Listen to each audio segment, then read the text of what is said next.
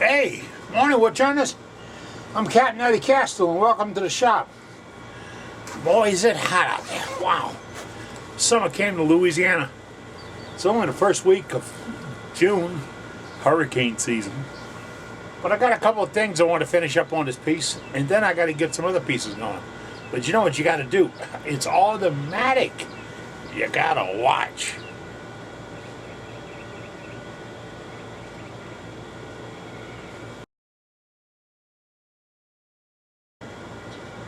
We're back on number 3 of finishes, and we're going to put a finish on this thing and show it to you.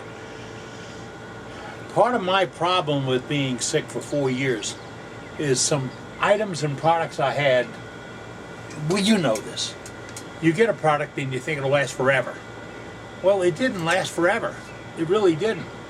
So I have to go out and get some more lacquer thinner. I need to get some more alcohol. I need to get some more of this and that. Small items, but they still make up a big part of what we do. So I'm going to work on that, but I've got, this piece is going to be 3 different finishes plus the raw wood. I want to show you what happens and how you can make a finish really, really pop for you. All right? First, I got to say thanks to Paul. Paul called. Yesterday we had a Paul call. He's from Trinidad. I had another Paul call this morning. He's from Fairbanks, Alaska. Well, you guys got to go a long ways. I mean, I'm getting calls from 6 ways to Sunday around here. So if you ever need me, you can just call me. The number's easy. It's right here. 504-715-0512. If you want to order parts and pieces and parts and all that, or you want to talk. Yesterday, Ronnie called me. Ronnie wanted to talk about something we talked about this with some tear-outs. He's getting tear-outs. Well, I want to show you what these tear-outs are and how to avoid them. But that's going to take a little more than this. And I'm working on a block of wood. And I got a beautiful burl sitting right there in eyesight. Right there. I'm going to make some bottle stoppers out of. If I'm fortunate, I can make it tear out a little bit. Not that I want it to, but I want to show it to you. And then when I make the piece up, this burl has been sitting in my yard in the sun for a year and a half. I gave it away and it came back because I asked the guy for the drops. So we're going to cut this and get to show you what the slicing will do versus, well, no, not versus. You have to slice and then you can finish. Really. Well, you got to slice and you got to sand and you got to finish. Whole lot to this stuff. Let me get into it, okay? Okay, this is the piece we're talking about. We roughed it in the other day using a roughing gouge. Now, and that roughing gouge just said it had an Ellie Eversara grind on it. I can say that. We brought the wings back down a little bit on the sides. Why? Because it works, for me, it works a little smoother than the big high wing part. I'm always afraid of those high wings digging in when I'm doing a cut. So this, I can roll it around like a bowl gouge, and it works really, really well for me. And I didn't have a roughing gouge, or I broke my roughing gouge, and didn't have one for a couple of years. When I did get back to another one from D-Way Tools, I realized how much I liked it. And a friend of mine, Ashley Harwood, shows you she does some smoothing cuts using just roughing gouge. Well, it's a good, sharp, useful tool. Don't overlook it. Now, we brought it down. Then we grooved it, and we grooved it yesterday using a skew. Now, I said point down, and then I got some calls from guys. What do you mean point down? That skew's not square across the front. This is tipped back. Normally, when I use it, it's rolled over like this, and I'm cutting with this little part right up in here. And I'm using it like a block plane, or as Paul from Trinidad told me, using it like my jack plane to plane off wood. And it's a really great way to take off wood, slice it off and get it off smooth. But I turned it over. Why? Physics. Yeah, you told that 8th grade physics teacher you never need this stuff. All right. When I turned it over and put it into the piece, no, let me turn it back the other way. I turned it up, the bevel's going down, and I put it down on this. The bevel, the cutter will tend to ride a little bit and go back and forth. I didn't want that. I wanted a mark. I wanted to put a groove in to put a burn on it. So I rolled it over and I have just that bottom, and when the tool rest is in the right place, when I brought it up, I didn't have any rollover. I was cutting with that point, and just right, I was getting into it. You got to see this. I can't move this. Oh, doggone it. But that would give me a groove, a detail. And for fine detail work, I watched a guy named Larry Zara, who's out of Spring, Texas now, do some finger spinning tops. And he was cutting them, and guys were watching the top.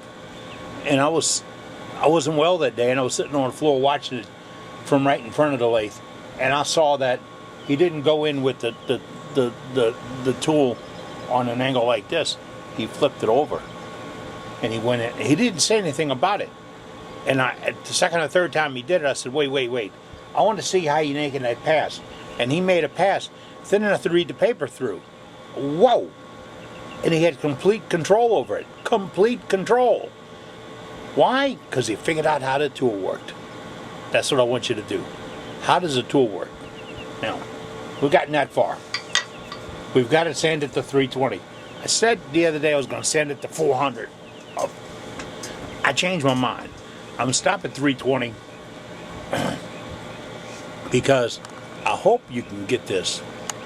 Yeah, there's some iridescence coming out of this, or some reflectivity. This is the chatoyance of the wood. It's coming out. There's little flecks of light that's coming up. You can see them right in there, right? You see the little flecks of light coming off of it? Well, those little flecks of light is the true color and quality of the wood. Now, if I scratch that all up, and I scratch this up with sandpaper that wasn't on an orbital sander, but I've got these that orbital sanded with a self-propelled sander, and I got a call from a guy this morning and said, I'd like to build one. Well, we're going to build another one. I got to build one for a friend coming by to visit. So we're going to build another one. I did a video on it. We uploaded it. We have no idea where it went, but it left my computer. We're going to do another one because it's not a difficult turn, and it lets you explore and play around some things. And you know the best tool you use are the ones you make. So, all right, we have that. We sanded it, got it to 320. Now I'm ready to put some finish on it. We're going to start on the first section down here. That's why the bar is put on there. We'll use OB Shine Juice. Now this Shine Juice I mixed up. I've been sick for 4 years, so I mixed up more than 4 years ago. And I put it in a little mason jar, and I put it upside down on a shelf.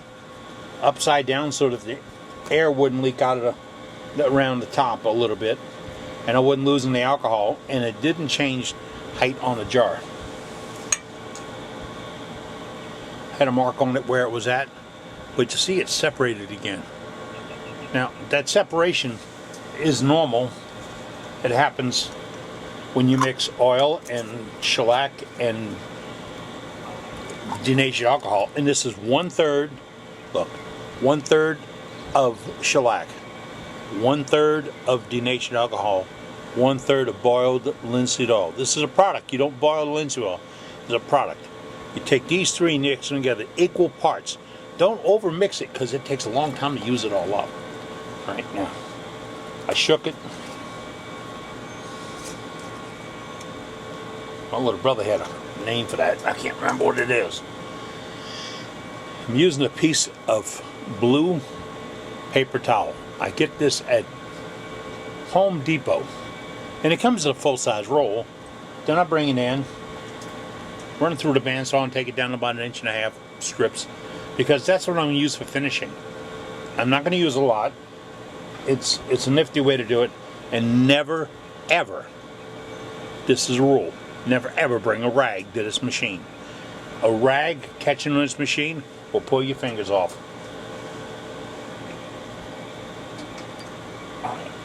We fired up the one way. Thank God for one way. They fixed this thing, got it back running up for me. All right. I just take a little bit of the oil. Now, I can do this in a squeeze bottle. And I have some squeeze bottles around here that I used to use for this. These bottles, and I got them in Harbor Freight. Unfortunately, look, I'm paying a price for 4 years of sleeping. And it's really, this is junk. It's going to go in the trash can. I'll go to Harbor Freight and give me another pack of 6 for a couple of nickels.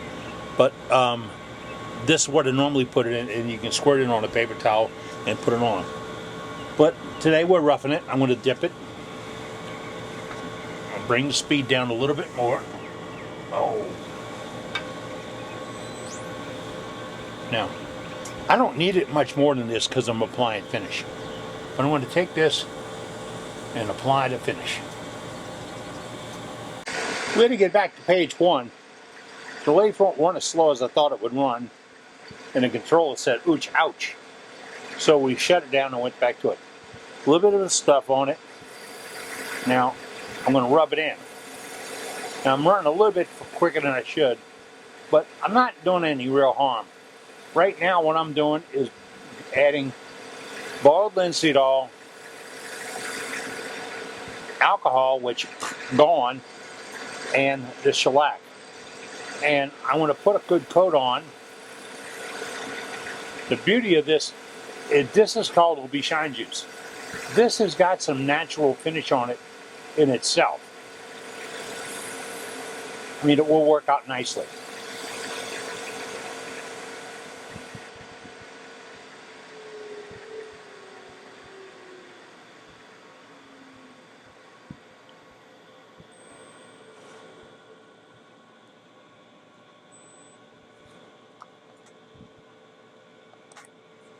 You see the finish? Can you get the reflectivity coming off of it? That's because we sanded it out right. And I don't have a lot of vertical tears on it, vertical being this direction. I've sanded it properly, and it's only at 320. But I can still see into the pores and fissures of the wood. And those pores and fissures are the reflectivity of the color. And that's what I want. OB Shine Juice. This one we're going to put a sealer on. What am I using? Here it is. It is called Lacquer Sanding Sealer. It's made by Deft. Now, you're going to say you can't find it at Lowe's or Home Depot. No, because their buyers are not users, they're just buyers. And they saw an opportunity to change to a different product and do a whole big buy from one company. So it went away. But it's at PPG Paint Company, and it's available on Amazon, and it's available through Ace Hardware. So if you go to the Ace Hardware store and tell the guy you want some, he's going to say, I got to buy a whole case of 4. You will find buddies that'll buy the other 3. All right, this is Lacquer Sanding Sealer. Now, as it says on the back, it dries in 30 minutes or less. But I cut it 50-50 with lacquer thinner. Why? Because I'm putting it on a spinning piece. So I just put a little bit on that blue paper towel again.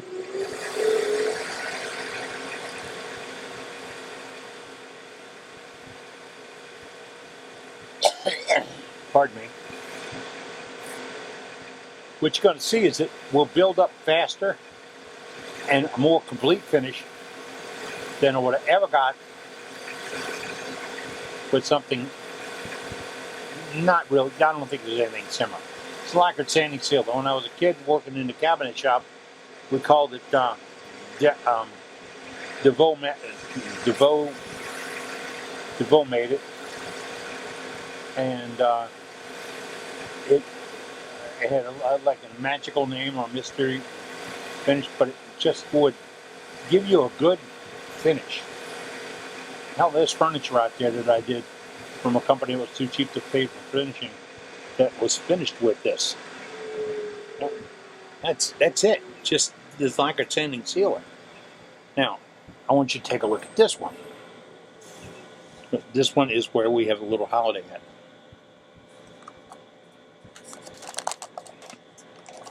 Now, do you see what we have? A holiday. That's a gouge. A gouge. This is OB Shine Juice, and this is lacquered sanding sealer. Cut 50-50 and apply with a paper towel.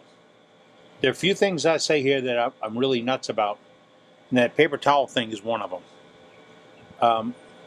I used to use old socks because you put your hand in them and rub them on, until I ran across a guy named Rick at one of our club meetings that had 2 dislocated fingers because his sock got caught and it dislocated his fingers.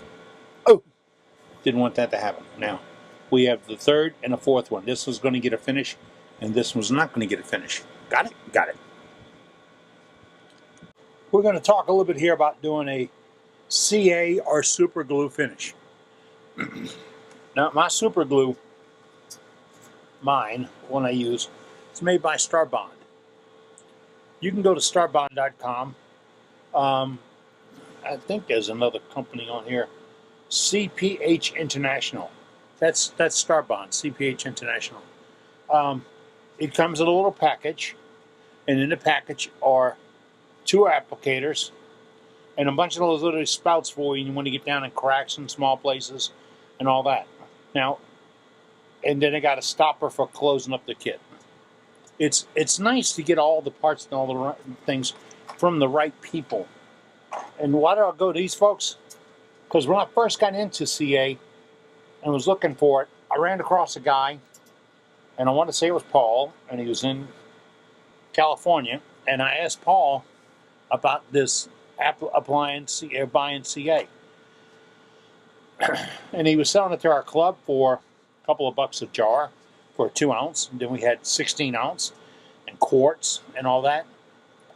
I store it in a refrigerator at home. This has been refrigerated since I got my hands on it. It's nice and flowable. It did not deteriorate. Refrigerators remove moisture. Moisture attacks super glue. Now, the other thing is, see these things? This is almost mandatory if you're going to do a super glue finish. These are those cheap exam gloves that your doctor's got hanging on the wall. Oh, don't take a box of them. They do pay attention to that. But if you don't have any, you want to try a few, ask if you can try a couple.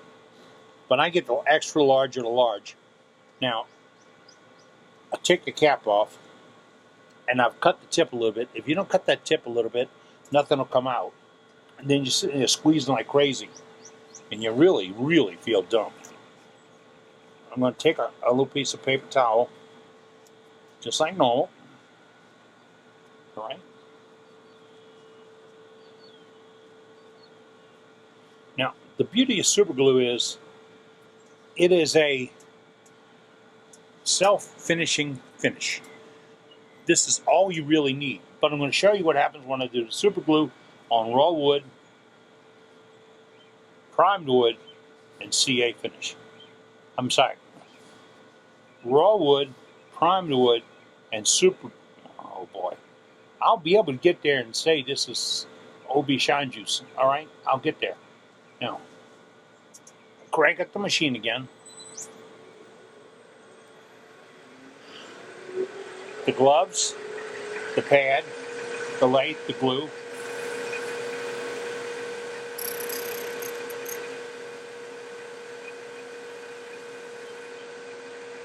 You can't go back and forth and keep stacking it up. It'll bind up on you.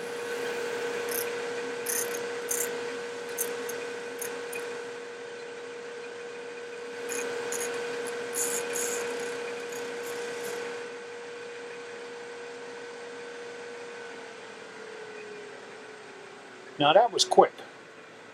It was so quick it almost don't count. But being that quick, it still gave us a pretty fair finish. You can see the reflectivity coming out of this in a little burst, and that's a little bit darker, a little bit heavier because it's got that shellac underneath. This has got just the thinner, the thin sanding sealer under it, and this has got nothing. The one that sparkles the most is here, with the most protection. Now, what do we do on this? There's a lot of hoopla and all noise about the CA finish. CA finish is nice, But it does take a minute or two more, and it does take a little bit of a touch. If I try to rush it, it'll look like crap. That's a technical term. So I'm going to go back in again.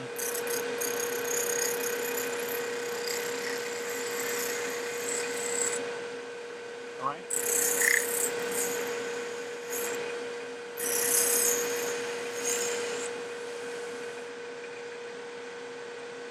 Now, I really rushed that. I should have taken my time, went a little slower, but in the instance of not having all the parts and pieces and stuff together, I did. I think you can see on the video right now that I've got a really shine, a nice shine, and no shine. And that's the nature of what I've created. I'm going to go back and put a little more on.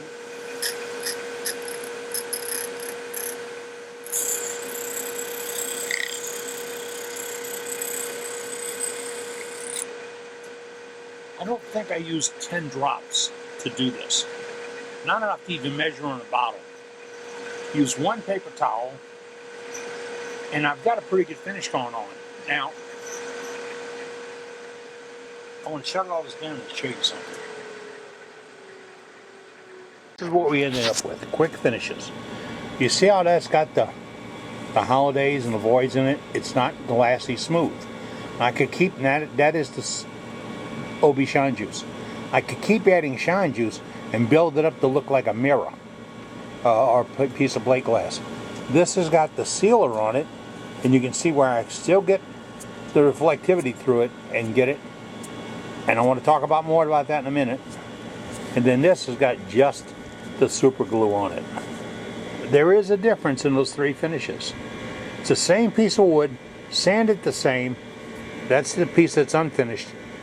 And as you can see, I have the possibility to build up a mirror type finish. Mirror. We're filling all these voids and making it as smooth as a baby's butt. This one, I can just fill the voids and still get the reflectivity out of the wood. And I'm trying to get to where you can see this. It's kind of hard. Last time I saw a guy using these rubber gloves, it wasn't a happy day.